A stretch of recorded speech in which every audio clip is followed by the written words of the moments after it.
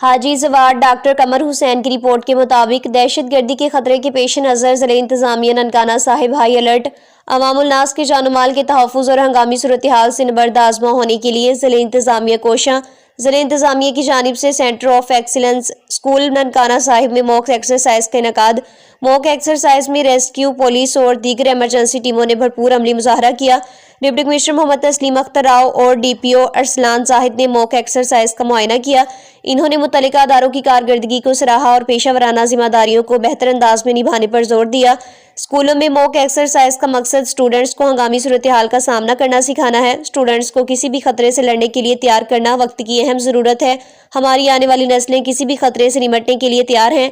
ज़िले इदारे किसी भी हंगामी सूरत हाल का सामना करने के लिए तैयार हैं। तमाम कमर्शियल इमारतों, मार्केटों और हाई राइज बिल्डिंग्स में फायर सेफ्टी आलात की दस्तयाबी को यकीनी बनाया जाए। क्लियर एग्जिट और एंट्री पॉइंट्स और हिफाजती साइनेज को यकीनी बनाने के लिए इकदाम तेजी से जारी हैं। फायर सेफ्टी ज़वाबित पर किसी किस्म की गफलत बर्दाश्त नहीं की जाएगी।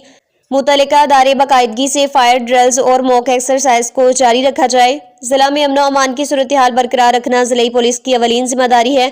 हंगामी सूरत हाल से निपटने के लिए जिले इंतजामिया की शाना बशाना खड़े हैं। इस मौका पर additional deputy commissioners, assistant commissioner Nankana समेत दीगर जिले अफसरान भी मौजूद थे।